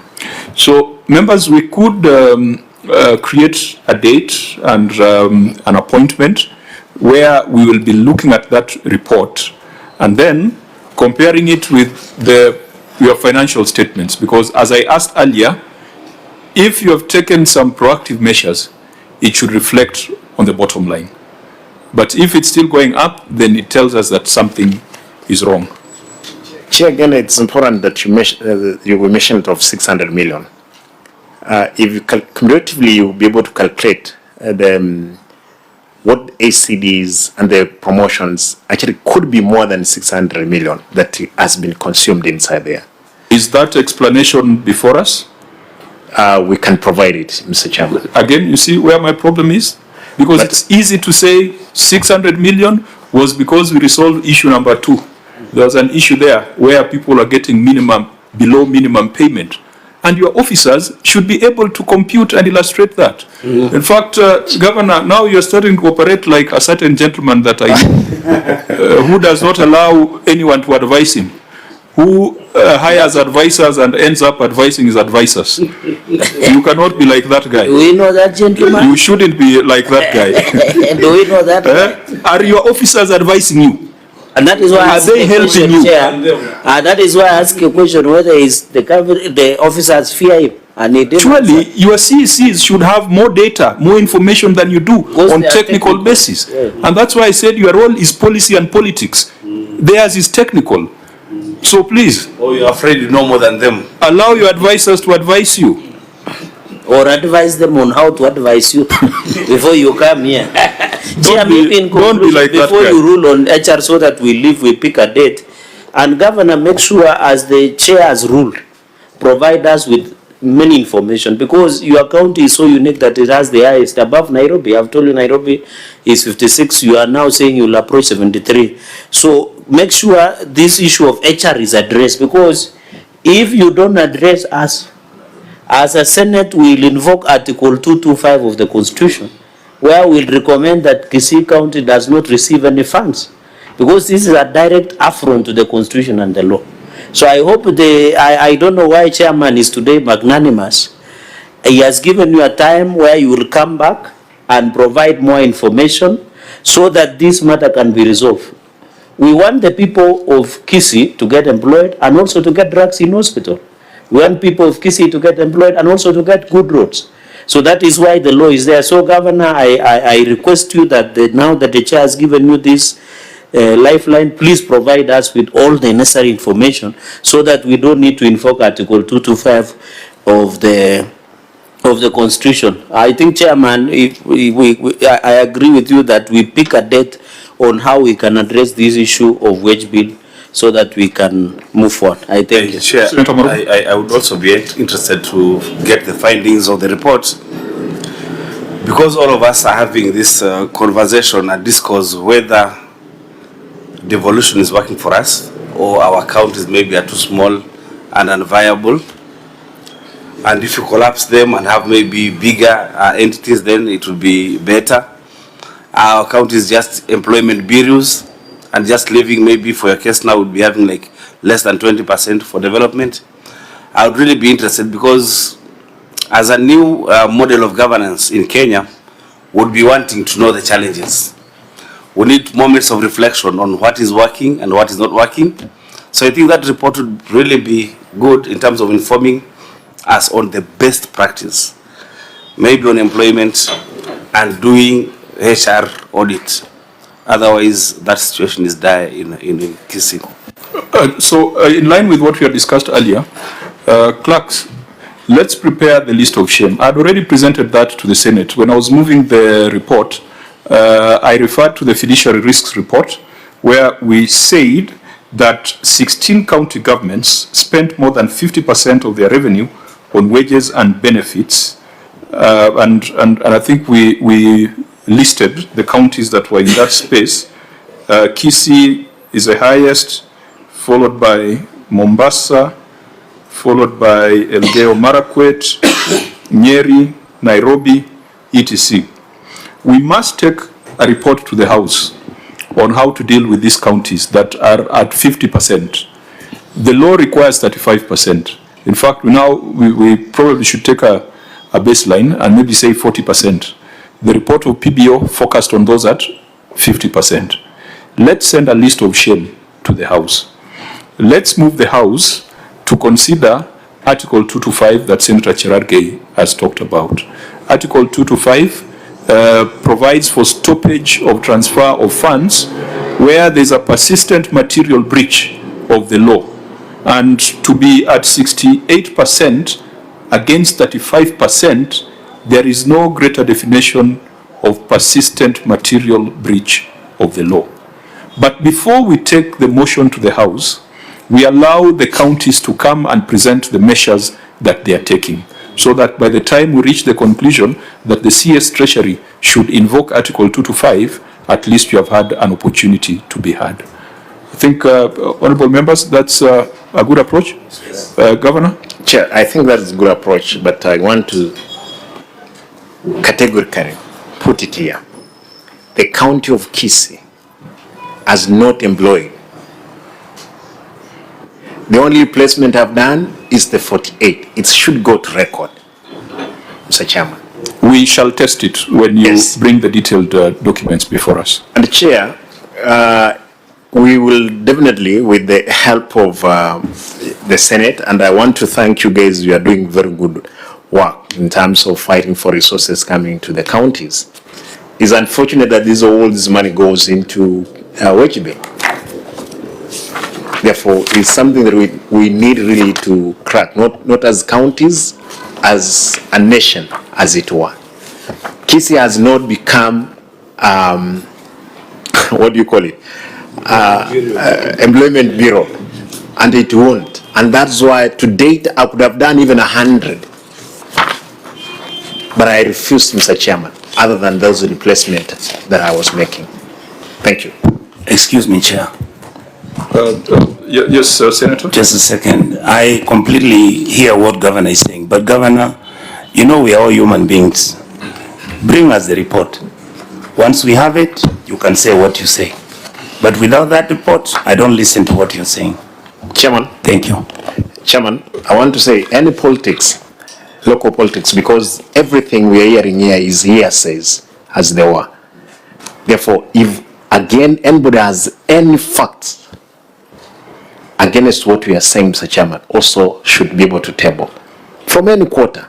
No, Governor, we have given you the opportunity to present the facts. Yes. You have done an audit. So let's leave it at that point until we see the facts coming out of the audit report. I think we'll leave it at that. This committee does not process any other matter, the politics on the ground. Here we deal with the numbers. Now, Auditor, I am extremely concerned because I'm trying to see how much is going to development in this county. And the numbers are not adding up. Because if 68% is going to salaries, Senator Mwaruma had already mentioned that about 11% goes to the county assembly. So that's 79%. So I'm trying to establish what is it that remains for development. And yet, when I look at transfers to other government entities, which includes the county assembly, I'm only seeing 40 million having been transferred. Auditor, having looked at these financial statements, and CEC, you will need to now tell us, at least this one you cannot toast to the governor. Did we report properly on transfer to other government entities? Because it can't be that only 40 million went to the county assembly.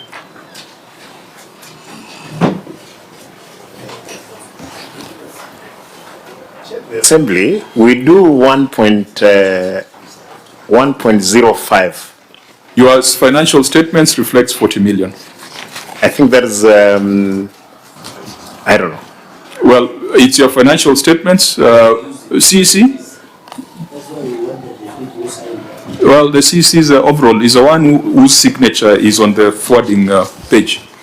Chairman, those are transfers to CRF, Assembly transfers the co-direct, and that year it was 1.1 billion. Thank you, Chair. Sorry, just the one just say that reflected on the FS are transferred to CRF. What do you mean? But the note, you've got a note there that breaks down that transfer. And on note 4, transfers to county government entities, county assembly is 0, mortgage is 40 million. In fact, the only transfer reflected in your statement of payments and receipts is a 40 million for mortgage. How was the money that goes to the county assembly transferred? Chair, I would want the accountant to report. Yeah, I think. And let them refer to these financial statements. I don't want a story. Chair, financial statements. Chair, the current template requires that we report the monies that we receive from the CRF. So Assembly receives directly from the CRF. So we don't report their money. Auditor General. Yeah, Chair, that's the true position. In terms of that templates, you know, when you look at the CRF, and that's why we're also auditing the account assembly in terms of the fund they receive.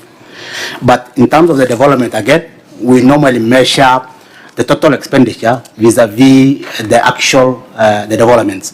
And that's why if you look in terms of the issue number 2, in terms of the fiscal and compliance with the fiscal responsibility, we are saying the total expenditure that's recurrent and the development is 8.4. But in terms of the expenditure for the development is 1.5 billion, representing 19%.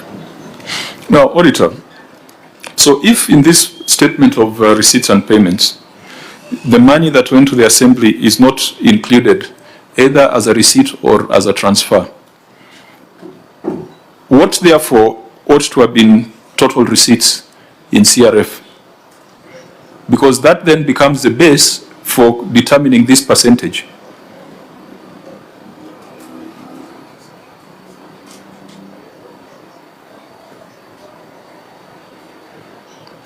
If the assembly received, you said 1.4?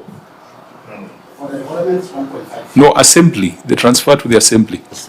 The explanation we are getting is that there is no transfer to the assembly here because it was transferred directly from CRF. Is that the position? So what were the total receipts and therefore transfers in CRF? Because 8.2 billion has been transferred here from CRF. You're saying 1.4 has been transferred from CRF to the Assembly. Are we on the same page, Governor? That officer, what's the role of that officer? The one who has answered this question? Chair, Ivan Skiage, in charge of financial reporting. Correct. So what then should have been the total revenue for Kisii County Executive for that financial year? Okay, for purposes of reporting, they have separated the executive and assembly. But if you wanted to report for the entire county, then it will be what we received as executive and what went to assembly. So what is that figure? What is total revenue for Kisii? And remember, total revenue is defined in the PFM as equitable share, on-source revenue, and any additional allocations. Yes. So how much was it for Kisii in that financial year? I may not be able to give the exact figures. Don't you have your CRF account statement? Because we didn't come with it's not a figure in someone's head. It is not a figure in the CRF. It is not with us, Chair. Chair, it was 9.3. It was 9.3. Yes. Auditor General, you can confirm that?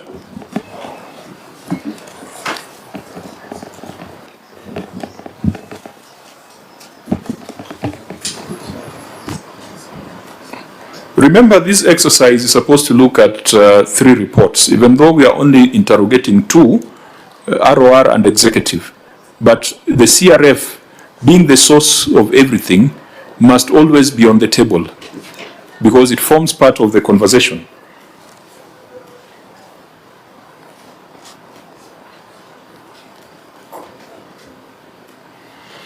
Because, Auditor, the reason why I've asked that question, if you take 9.3 as a base, our wage bill is 60%. If you take 8.2 as a base, our wage bill is 68%. Now you need to guide us. Remember, we asked that question at the beginning. What is a base? And Governor, for you to quickly accept that your wage bill is at 68%, your advisors should advise you on how that figure is computed. You have a financial advisor in the form of a CEC on one hand, and the gentleman in glasses is in what role? County Attorney. County Attorney. You have here spent a lot of time saying that your wage bill is at 68%. But from my assessment, if you look at your total revenues, then it would go back to 60%.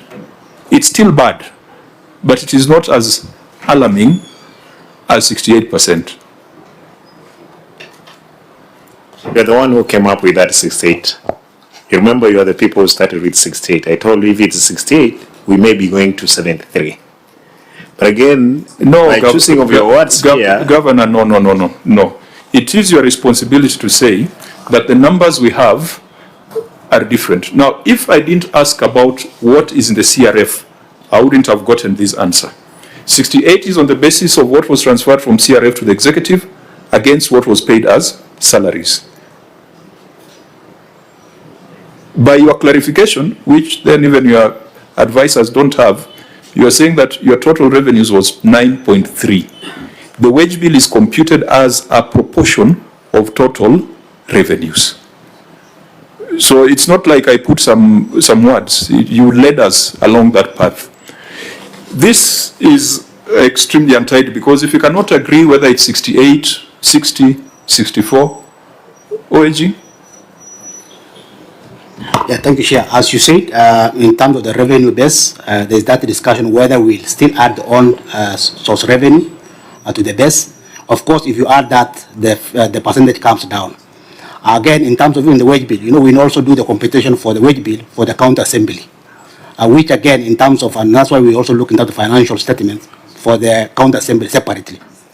No, for county assembly, I have been of the view that that provision should not apply. It shouldn't apply because that should be, because when you report on the county assembly, you usually give reports like 80% was used on salaries. Of course, county assembly does not deliver services or development. But you must advise us on the base. You put 60%, we asked you, you agreed with us it was 68%. It is your responsibility to guide us. But Chair, I don't know how we can leave out the all source revenue, because in our discussions all through, and I think this is my 7th year on this in this Public Accounts Committee, if we leave it out, then the remedies undertaken in terms of increasing the all source revenue will either be here, not there. Otherwise, it should be the total revenues, shareable revenue, plus the on-source revenue, so that if we increase the on-source revenue, then the base increases and therefore the percentage comes down. The only discussion then maybe that would be remaining or is whether we would add grants, conditional grants. Where do they fall? If in a year we get grants, then we also add them as part of total revenues. They all come to CRF. Anything that goes to CRF is defined as a revenue for the county. So, Governor, I think it would have helped your case. If you are familiar with these numbers, you would have corrected us at the onset that it is not 68, it is 60%. And then you would have proceeded with that number in mind. So let's deal with the details, Chair, when we convene that special meeting. Chair, the advice again, rightly the way you put it, we could be even less than that 60%, because you see what is happening is that KTRH, which consumes close to we pay actually, if we bring in their revenue and even report it, we could be around 10 billion. Therefore, that pushes that wage bill to below 60. But again, me, I knew very well, out of your discussion, you came up because some people were reporting 41, we had 68. I picked it from there. Therefore, that was an oversight. Well, I'm sure that we can be able to correct as we're going forward to get the correct figures. Because I've seen, Chair, it's not even 9.3, it's 9.45. That's the revenue. So we want to, at our next conversation, to have the CRF statement here. Then, Patrick, what the governor is referring to in their statement of receipts and disbursements under the receipt of revenue, hospital fees and public health service fees is 0. In the morning, CIA reported hospital fees and public health service fees in the ROR. Why are we not consistent? Because CIA collected 501 million on account of almost 300 million from hospital fees. Kisi has collected 502 million without including hospital fees and public health service fees. One of the two reports ought to have been queried. One is wrong. They can't both be right. Chairman, I think this is something that we have to look at as OAG then, so that even when you are reporting, then you have a standard way of reporting. We cannot be reporting in one entity, then leaving out the other. Before FIF, I think counties had leeway to report as on-source revenue. But now, because of FIF across all the counties, we must agree that or whether FIF will be part of on-source revenue or not. That will happen, Chair. You know, we are in the process of learning. Learning is a continuous process. I agree with you that we reported there as 0 on issues of health. But at the moment, Mr. Chair,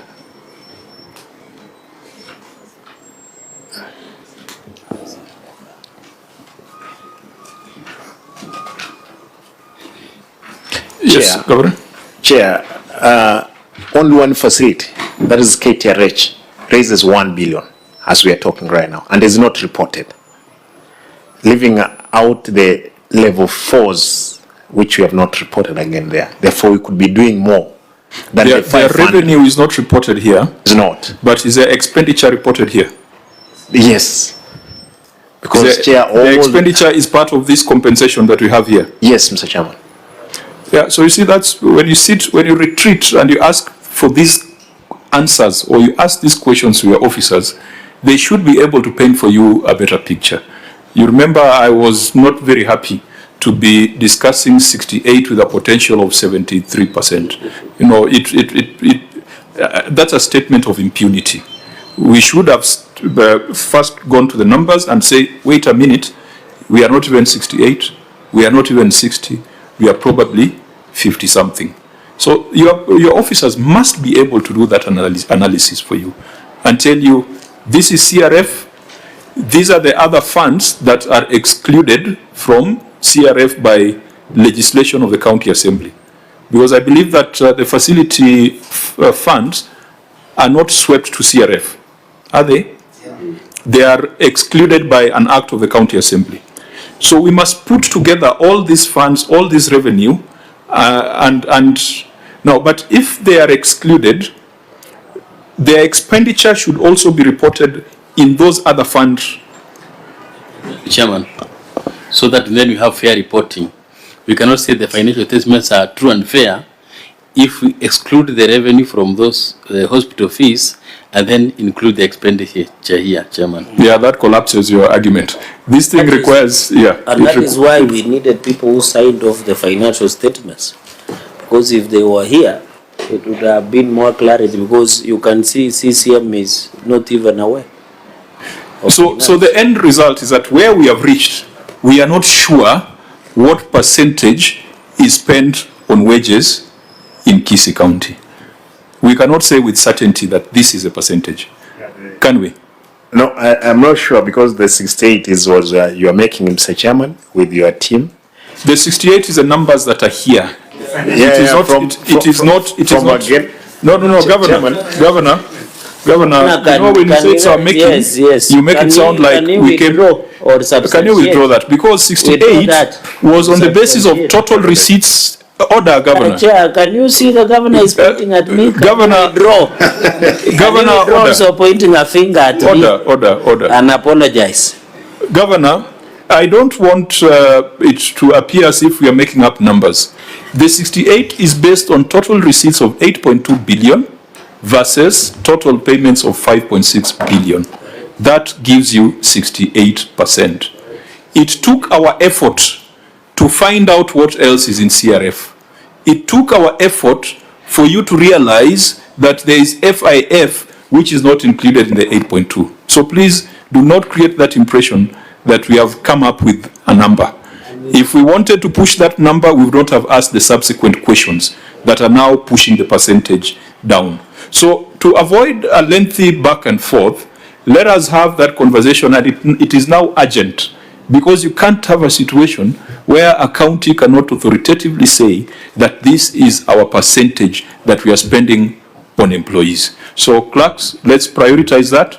Out of the list of shame of the counties, let Kisii be the first, because they have the bigger ratio compared to the other counties. And the governor to withdraw and apologize for saying the committee manufactured 68%. Yet it is something on record. Can he apologize and withdraw, and also withdraw the finger that he pointed at me?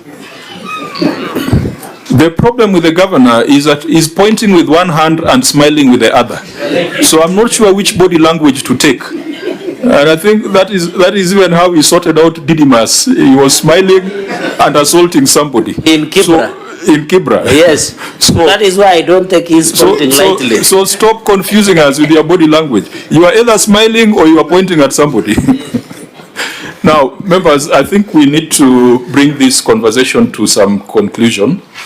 The wage bill has got about 10 related questions in the audit report, and they definitely remain unresolved. And we conclude by saying that the county executive of Kisii has got about 48 issues that they still need to explain to the Auditor General in the substantive audit. But this committee will do a further inquiry on the issue of the wage bill, because it is the biggest fiduciary risk facing Kisii County government. With that, we come to a close for today. We have not gone through issues as we would have expected, but I hope that in the next report we'll be able to do greater justice to the issues. But for the record, Senator, we have not cleared the 48 issues. They remain as they are. Our recommendations remain as was resolved by the Senate on the 27th of March.